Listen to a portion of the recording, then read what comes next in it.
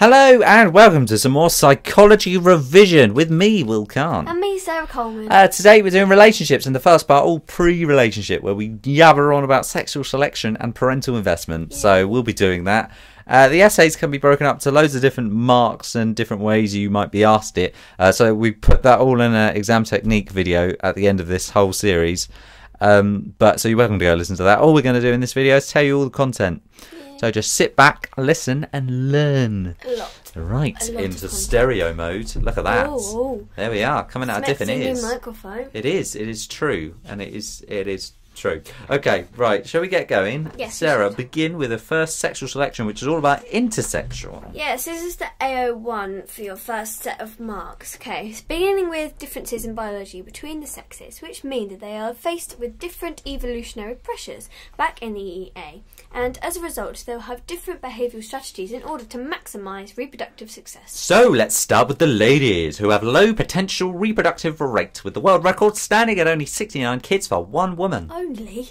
Females can produce a few eggs and they're fertile for only 72 hours a month from puberty to menopause. They have to endure pregnancy and lactation and therefore commit a large investment of energy. And they have a maximum of around one offspring every 2 years, with the exact number limited by resources. Women tend to prefer males with resources to provide for them, so any characteristics that may indicate resources such as ambition, intelligence and them being older, so they have more time to gather resources, is always good for the woman. Also, females are very choosy, and the cost of a bad choice is massive as they invest a lot, so females can be very choosy about their partner. The fellas, however, are very different. To start with, they have very high reproductive rate, with a world record at 888 children. Dun, dun, dun.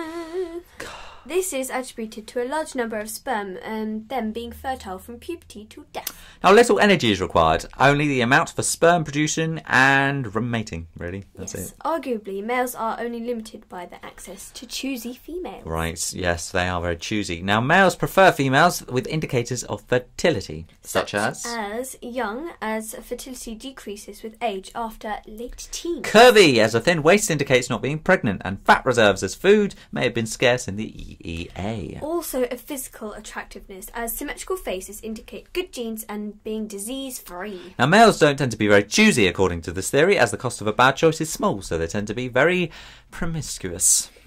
Okay, on to the AO2, Sarah. Intersexual selection. Yeah, I know. That's what we're doing. doing. The same thing, isn't it? Yeah. In support, gender differences in preferred characteristics, Buss conducted a questionnaire study in 37 cultures where he found... In 36 out of 37 cultures, females more than males valued earning potential. In 34 out of 37 cultures, males more than females valued physical attractiveness or characteristics.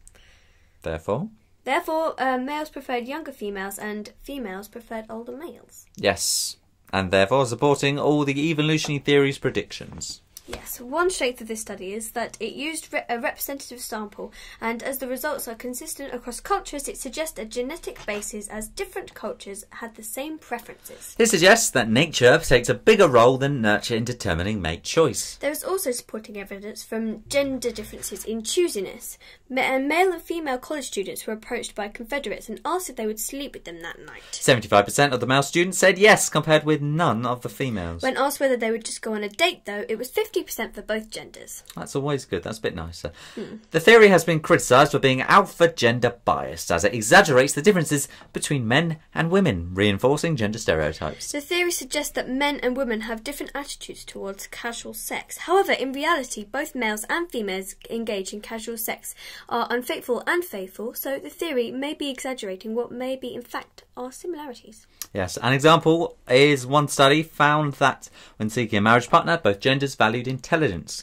Now, this theory can also be criticised for being deterministic, as it argues our genes, rather than our free will, determine our reproductive behaviour. This raises socially sensitive issues, as it could be used to remove responsibility for unacceptable behaviour, excusing an unfaithful husband or wife. It becomes even more controversial when applied as an explanation of rape as a strategy to increase reproductive success if they cannot achieve mating any other way. It is also criticised, it's just not a good day, is it, for being reductionist, as it reduces human reproductive behaviour down to reproductive success and passing on of genes. It ignores other factors that may influence our reproductive behaviour, like the role of our upbringing. For example, religious values will influence how promiscuous a person will be. So the theory ignores the role of nature, making it beta culturally biased as it ignores the cultural differences. In fact, many aspects of culture will impact human reproductive behaviour, such as if males are allowed to have multiple wives. And finally, some criticise the theory even further, saying it's unfalsifiable, as the approach cannot be directly tested without a TARDIS to take us back to the EEA. And let's face it, if you have a TARDIS, the last thing you're going to do is psychology. Instead, we have to rely on evidence from today's society, making it ex post facto evidence, which just means it's after the fact. Simple, really. Anyway, for some, this undermines the scientific credibility. Now on to sexual selection AO2, the second part of the essay. AO1. AO1, sorry. On intersexual Yes, selection. this is the second AO1 you could do if you need more AO1. But one thing to remember, we will say this in the exam technique, if you say this in AO1, then you can say the AO2 for it, but you can't say the AO2 for it without saying the AO1 for it. Does it make sense? Yes. Intersexual. Right, the second bit of this essay you can do is tiny, and it's intersexual selection, and in particular, sperm competition. One example of intersexual selection in humans is testes size. If a female mates with several males, she is likely to have sperm of several males within her reproductive tract. It's probably a good point to say if you're having your tea, I'd finish it before you carry on listening. Nice. This has led to selective pressure on males as to increase the number of sperm in each ejaculate in order that the sperm can compete effectively with rival sperm. This is known as sperm competition. The significance of testes size is that it indicates the degree of sperm competition. The larger the testes, the greater the competition. AO2 for intersexual selection. Yes. Sexual selection. Go, please. Now, there is a multitude of problems with this, but let's begin with supporting evidence. Let's. The evidence comparing people's testes. Yes, does it? That's always good.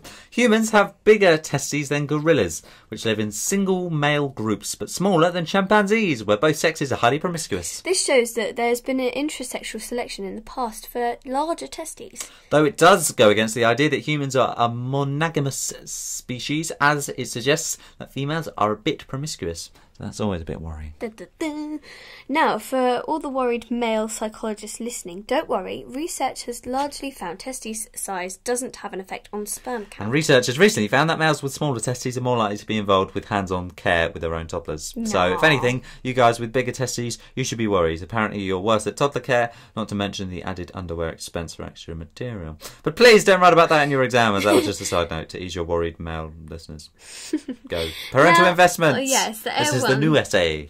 Yay! Biological sex differences in humans lead to a large differences in in parental investment, with females investing a great deal more in each offspring.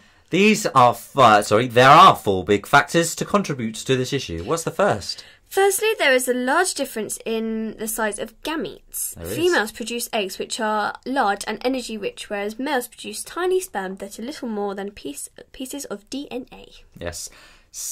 Because female eggs are larger and they take longer to produce, it has a greater biological cost, and therefore females have invested more in each egg than males have in each sperm.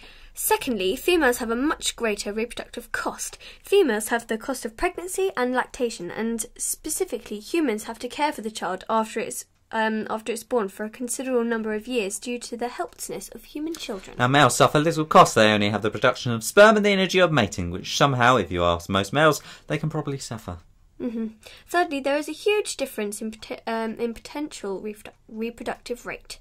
The world record for children, as we've already said, for one female is 69 from 27 pregnancies, but the world record for the amount of offspring from one man is 888. A human female is only fertile from puberty to menopause, and she is only fertile for about 2 to 3 days a month. Males, however, are fertile for decades, from puberty to death, and 24 hours a day. Therefore, females will have greater investment in each child, as she has less future opportunities. And the last factor is that influences parental investment is parental certainty. Due to internal conception, females are certain of their genetic relationship to an offspring, whereas males are not. One study found that 20% of children in the UK are not the biological children of the man, and they assume is their father. Yes, and as a lack, as a lack of parental certainty will make males less keen to invest, as they cannot be sure the offspring is theirs. Which is quite sad, really. On to the AO2 for parental investment. So, a plus to this is that it has important implications.